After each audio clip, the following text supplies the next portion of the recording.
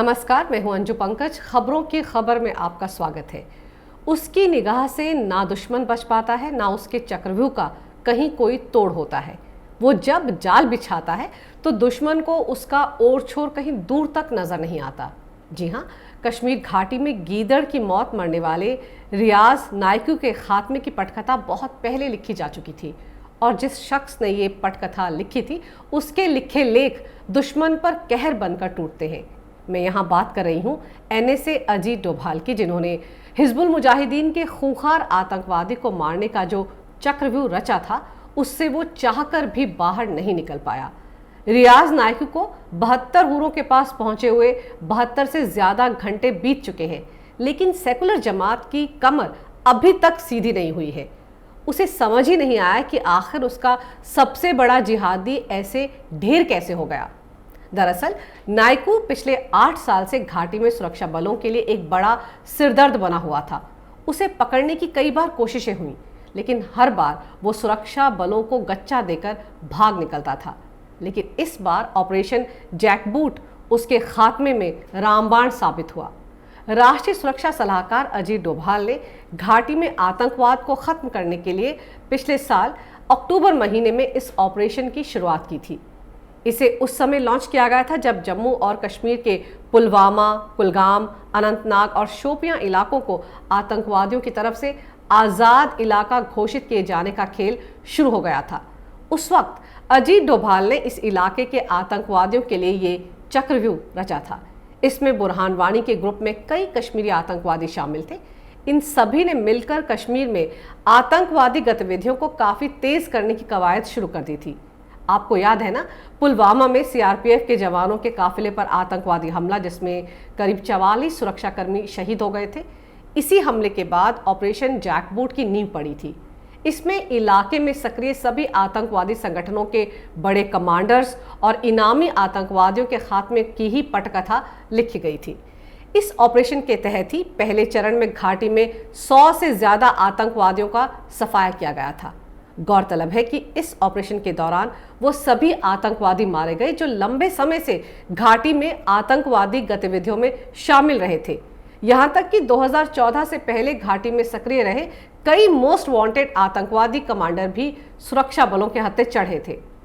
दरअसल आतंकवादियों को घाटी के ज्यादातर स्थानीय लोगों का समर्थन रहता है, इसीलिए जैसे ही इन आतंकवादियों को सेना घेरती थी, ये वहां से स्थानीय लोगों की मदद से भाग निकलते थे।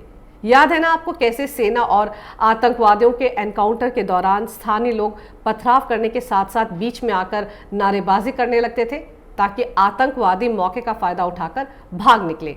लेकिन ऑपरेशन जैकबूट ने आतंकवादियों के बचने की किसी भी तरह की रणनीति को ही नेस्त नाबूद कर दिया। ये रियाज नायकू तो धारा 370 के खात्मे के बाद से घाटी में काफी फ्रंट फुट पर आकर खेलने लगा था। ये दूसरे राज्य से यहाँ आने वाले मजदूरों, ट्रक चालकों और सेब के बगीचों के मालिकों को निशाना बनाने लगा था और नायकू समेत तमाम आतंकवादियों के लिए ताबूत में आखिरी कील साबित हुई इनकी एक और नापाक कोशिश। सभी आतंकवादी संगठनों ने अपने आका पाकिस्तान के शय पर दक्षिण कश्मीर के 4 जिलों पुलवामा, कुलगाम, अनंतनाग और शोपियां को आज़ाद घोषित कर डाला था। बस यही जल्दबाजी नायकू एंड कंपनी को ले डूबी। इसी के बाद NSA अजीत डोभाल ने बाकायदा इन इलाकों का दौरा किया था और इस ऑपरेशन पर मोहर लगा दी थी। दिलचस्प तो यह है कि डोभाल के इस ऑपरेशन ने लगभग सभी तरह के आतंकवादियों को अपने शिकंजे में ले लिया था।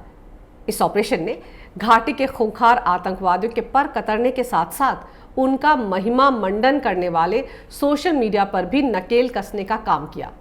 याद है ना, धारा 370 हटने से पहले और बाद में घाटी से मोबाइल कंपनियों के नेटवर्क पर पूरी तरह रोक लगा दी गई थी। उस वक्त लिबरल और सेकुलर जमात कैसा रोना रो रही थी, कैसे ये लोग देसी विदेशी अखबारों और मैगजीन के लिए धड़ाधड़ देश विरोधी आर्टिकल लिख रहे थे। 1000 से $1,500 में आतंकवादियों का समर्थन कर रहे थे। मजेदार तो यह है कि ये टुकड़े टुकड़े गैंग वहां के लोगों के मानवाधिकारों का ढिंडोरा पीट रहा था, जबकि सरकार देश के दुश्मनों को निपटाने का बंदोबस्त कर रही थी। खान मार्केट इसीलिए छाती पीट रहा था कि वो लोग घाटी में जाकर लोगों के दुख दर्द की झूठी कहानियां नहीं लिख पा रहे थे और उनके वेस्टर्न आका लगातार उन पर कश्मीर पर फेक खबरें लिखने का दबाव बना रहे थे। लेकिन ये कोई नहीं समझ पा रहा था कि कश्मीर में सक्रिय आतंकवादियों के लिए एक जाल बुना जा रहा था। दरअसल घाटी में आतंकवादी संगठनों ने भीड़ को भड़काने के लिए, पत्थरबाजों को एक जगह पर इकट्ठा करवाने के लिए सोशल मीडिया का जमकर इस्तेमाल किया। व्हाट्सएप पर ग्रुप बनाकर ये लोग कहीं पर भी लोगों की भीड़ पल भर में जुटा लेते थे। बस ऑपरेशन जैकबूट में इनके नेटवर्क की इसी कड़ी को सबसे पहले तोड़ा गया। इसके लिए घाटी में इंटरनेट को बंद किया गया। त्राल दक्षिण कश्मीर का वो इलाका है जहां पर सबसे ज्यादा सक्रिय रहते हैं आतंकवादी संगठन, और इसी इलाके में हमाद खान, बुरहान वानी, कोका, आसिफ और लतीफ़ी दास जैसे आतंकवादियों को भी इसी ऑपरेशन जैकबूट के तहत मार गिराया गया। हमें और आपको तो एक दिन ये खबर मिलती है कि फलां जगह पर इतने आतंकवादी मारे गए, लेकिन ये सब कुछ वहाँ के टेरेन को देखते हुए, वहाँ की जियोग्राफी को देखते हुए आसान नहीं होता। इसके लिए खुफिया तंत्र बाकायदा लंबा चौड़ा होमवर्क करता है ताकि बिना किसी कोताही के, बिना किसी लापरवाही के इन आतंकवादियों का सफाया किया जा सके। बुरहान वानी याद है ना आपको, जिसे इस सेकुलर बिरादरी ने घाटी का पोस्टर बॉय बनाने में कोई कसर नहीं छोड़ी थी। उसके परिवार की कहानियां कैसे कैसे मार्मिक तरीके से दुनिया भर के जिहादी मानसिकता वाले अखबारों में छपवाई गई थी। सब कुछ पाकिस्तान के शाय पर किया गया था। लेकिन इसी बुरहान के मारे जाने के बाद रियाज नायकू एक मोस्ट वांटेड आतंकवादी बनकर उभरा था। इसे पकड़ने की कई बार कोशिशें की गई थी, लेकिन स्थानीय लोगों की मदद से वो हर बार बच निकलता था। लेकिन ऑपरेशन जैकबूट के तहत उस पर चौतरफा घेरा कसा गया। सबसे पहले बड़ी सावधानी से उसके आसपास के नेटवर्क को पूरी तरह ध्वस्त किया गया। उसके 30 खबरियों को सेना ने धर दबोचा। दरअसल यही खबरी तो किसी भी आतंकवादी संगठन की रीढ़ होते हैं। इसके साथ ही उसके सभी उन ठिकानों को तबाह किया गया जहां वो छिपा करता था। इसका मकसद यही था कि वो छिपने के लिए कोई नई जगह ढूंढे, और बस यहीं पर गर्म लोहे पर सेना ने हथौड़ा दे मारा। अपने ठिकाने बर्बाद होने के बाद जैसे ही वो अपने गांव पहुंचा अपने परिवार से मिलने, और वो NSA डोभाल के बनाए चक्रव्यूह में फंस चुका था।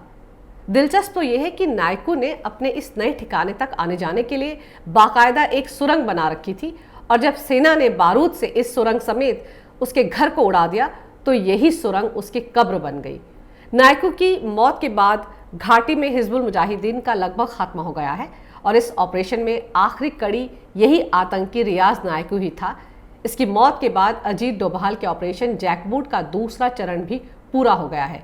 हम लगातार कैपिटल टीवी पर आपको बताते आ रहे हैं कि कैसे नायकू की मौत के बाद पूरी लुटेन जमात उसे हीरो बनाने में जुटी हुई है। दरअसल आतंकवादी वही नहीं होता जो बंदूक उठाता है, बल्कि वो भी आतंकवादी है जो अपने अंदर एक देश विरोधी एजेंडा लेकर चलता है, और खान मार्केट गैंग यही कर रहा है। जरा सोचिए, एक तरफ देश आतंकवादी रियाज नायकू के खात्मे पर खुशी जता रहा था, तो दूसरी तरफ इन आतंकवादियों के अधिकारों पर रोने पीटने वाली यही लुटेन पत्रकारों की जमात द वायर से लेकर BBC और NDTV इसे आतंकवादी तक बताने से परहेज कर रहे थे। द वायर ने तो नायकू को हिजबुल मुजाहिदीन का ऑपरेशनल चीफ कहा, लेकिन $500 पर अपना जमीर बेचने वाले तथाकथित पत्रकारों का खेल चालू हो चुका है। न्यूयॉर्क टाइम्स, वॉशिंगटन पोस्ट और रॉयटर ने लिखना शुरू कर दिया है कि नायकू एक मैथमेटिक्स का टीचर था, बहुत पॉपुलर था। एक टीचर से आतंकवादी कैसे बना, इसकी कहानी भी यहाँ छपने लगी है। अवार्ड पाने की चाहत में लुटेन गैंग एक आतंकवादी की मार्मिक कहानी बुनने में जुट गया है। अब देखिए आगे आगे क्या ड्रामा होगा। रोती हुई बहन को ढूंढा जाएगा, बूढ़ी माँ की कहानी बताई जाएगी, उसके टीचर के जरिए ये फैलाया जाएगा कि नायकू कितना होनहार स्टूडेंट था। लेकिन हकीकत यही है कि वो एक खूंखार आतंकवादी था, पाकिस्तान के पैसे पर पलने वाला पालतू जिहादी था। वैसे मैं आपको बता दूं कि देश के नाम पर कुर्बान हुए कर्नल आशुतोष और उनके साथियों की शहादत का बदला अभी पूरा नहीं हुआ है। सुरक्षा एजेंसियों के पास घाटी में एक्टिव सारे आतंकवादियों की लिस्ट है और जोश भी हाई है।